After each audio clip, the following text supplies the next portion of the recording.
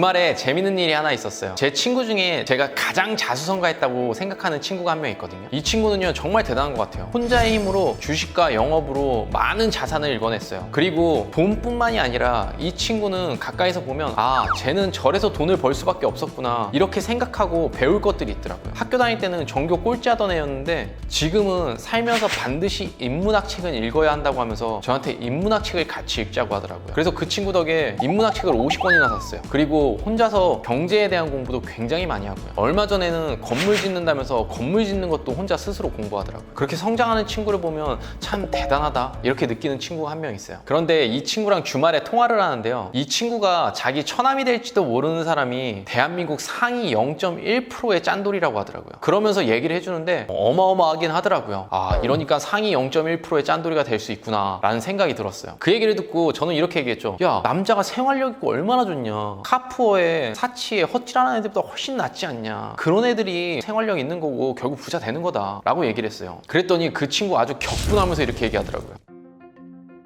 돈은 부자는 많이 벌어서 부자가 되는 거지 안 써서 부자 되는 게 어디냐. 부자한테 안 쓰는 힘이 있어도 안 써서 부자 되는 힘은 없어.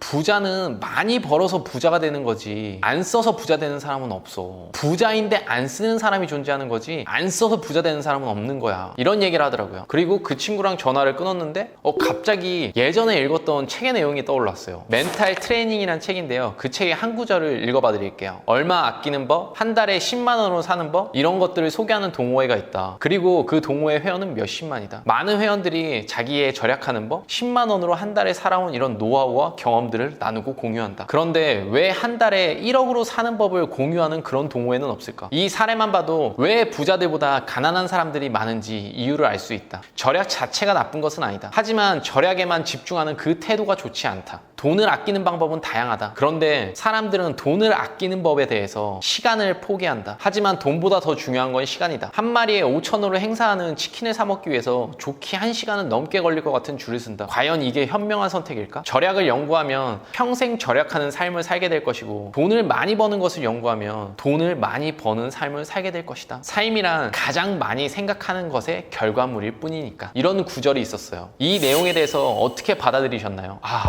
맞아, 이렇게 공감을 하셨나요? 아니면 뭔 소리야, 절약하면서도 부자 될 수 있지 않아? 라고 생각하셨나요? 물론 정답은 없습니다. 어떤 것이 정답이라고는 세상에 말할 수 있는 것은 없죠. 저는 모두 받아들이기 나름이라고 생각해요. 저는 예전에 버는 것에 비해서 소비가 더 많았기 때문에 한번 삐끗했을 때 그대로 밀려 내려가더라고요. 그래서 돈을 버는 것만큼 쓰는 방식, 모으는 것도 중요하다고 생각해요. 하지만 그 가장 큰 전제, 부자가 되는 가장 큰 전제는요, 일단 돈을 많이 버는 거더라고요. 지금처럼 한 달에 몇 천만 원? 억대의 수입을 버니까 부자의 반열에 빠르게 올라갈 수 있었어요. 내가 충분히 쓰는 것을 쓰면서도 남들보다 더 많은 돈을 모을 수 있었고, 그것을 재테크로도 활용할 수 있었고, 그리고 내 자산에도 투자할 수 있었죠. 소대장님들은 어떤 삶을 선택하시겠어요? 절약해서 부자가 되는 삶? 아니면 많이 벌고 아껴 써서 부자가 되는 삶? 어떤 삶을 원하시나요? 물론 모두가 다 돈을 많이 벌고요, 모두가 부자가 될 수는 없죠. 하지만 가장 중요한 것은 누가 부자가 될지는 아무도 모른다는 거죠. 제가 지겹도록 하는 얘기지만요, 불과 몇 년 전만 하더라도요, 저에게 야, 너는 부자 될 거야, 너는 잘할 수 있어, 너는 성공할 수 있는 사람이야, 이렇게 말한 사람이요 단 한 사람도 없었다니까요. 하다못해 저희 어머니도요, 제 걱정에 잠 못 이루셨어요. 제가 어떻게 살아갈지 걱정이 돼서 말이죠. 그랬던 제가 어느 순간 대한민국 상위 1%를 향해서 달려가고 있고요. 그리고 낯가림이 심해서 남들 앞에서 못 설 줄 알았는데 이렇게 카메라 앞에 서서 많은 사랑을 받고 있죠. 이 결과를 과연 누가 예측할 수 있었을까요? 예전에 회사 선배에게 들었던 얘기예요. 규호야, 24시간 돈 벌 생각만 해봐. 그러면 돈을 못 버는 놈이 멍청한 놈이다. 이 선배가 저에게 24살 때 해줬던 얘기가요, 아직도 잊혀지지 않습니다. 저는 이 말이 너무나 정답이라고 생각하거든요. 저의 제자 중에서 이건희 회장님에게 차를 팔았던 대표님이 계시거든요. 그 대표님이 여쭤봤대요. 회장님, 어떻게 하면 부자가 될 수 있나요?